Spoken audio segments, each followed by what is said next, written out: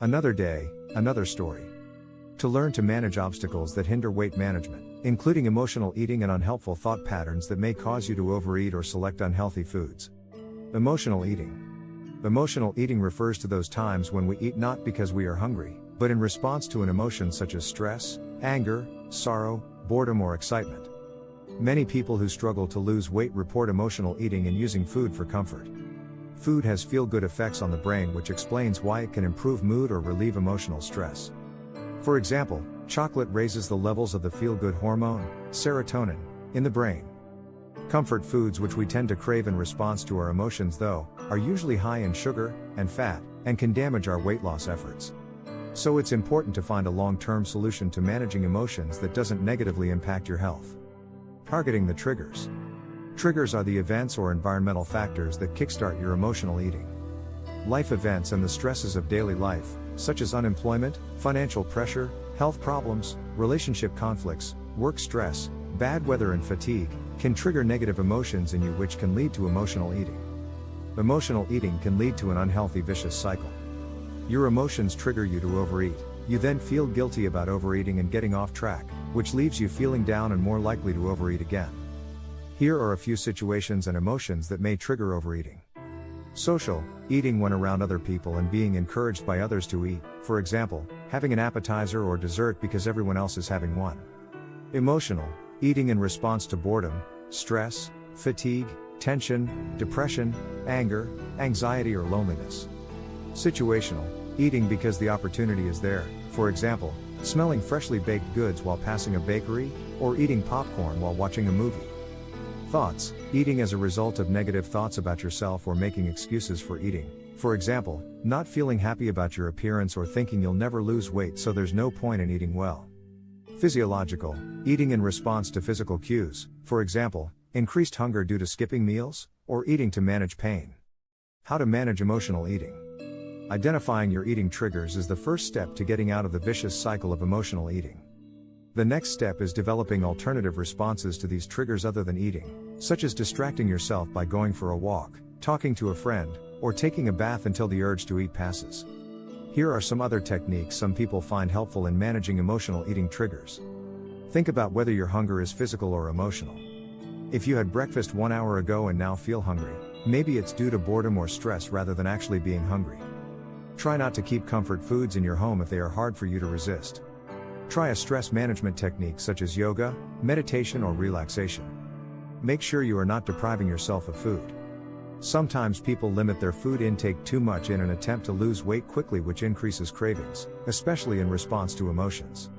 Enjoy occasional treats and get plenty of variety in your diet. Make sure you are getting enough sleep.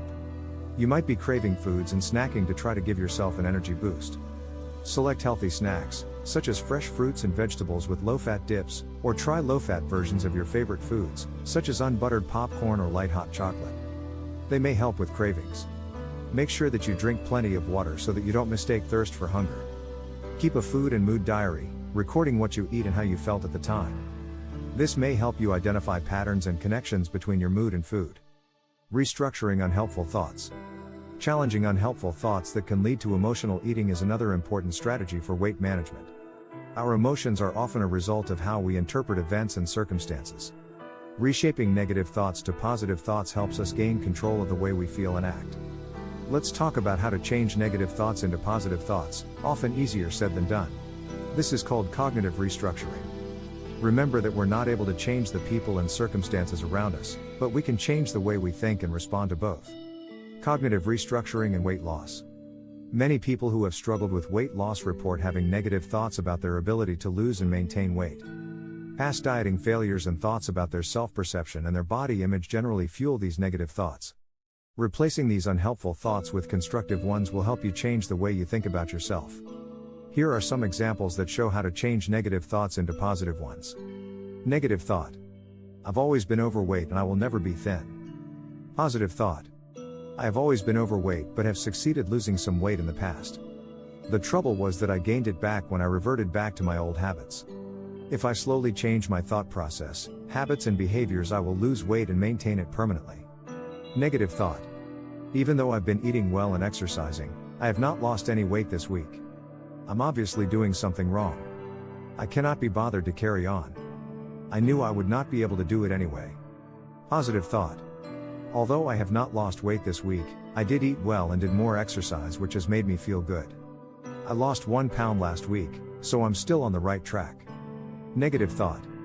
I'm not going to eat out or socialize because I always overeat or drink too much alcohol. Positive thought. I enjoy going out once a week, which is only 1 meal out of 21. I eat well throughout the week, and instead of ordering 3 courses, I will only order 2. I will decrease my alcohol intake by drinking a white wine spritzer and having water in between drinks. Cognitive restructuring is not an easy skill to learn. You can also get used to thinking negatively about yourself, and that in itself can become a bad habit. With practice and effort, you can become more aware of what is happening in your mind and change your thinking patterns for the better. Here are a few tips to get you started. Awareness. Become aware of your negative thoughts, as this is when you can begin to challenge them. Recognize your power to change your thoughts. You are in charge of your own thoughts and you always have a choice. Focus on the positive. Start focusing on the positive and it will make you and the situation become more positive.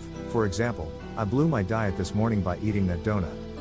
I may as well eat what I like for the rest of the day, can be replaced by, well, I ate the donut this morning, but I can still eat healthily at lunch and dinner. Stay in the present. When facing a problem, try to focus on what's happening right now, without thinking too much about the past or the future. Think about who you are now, and what you are trying to achieve.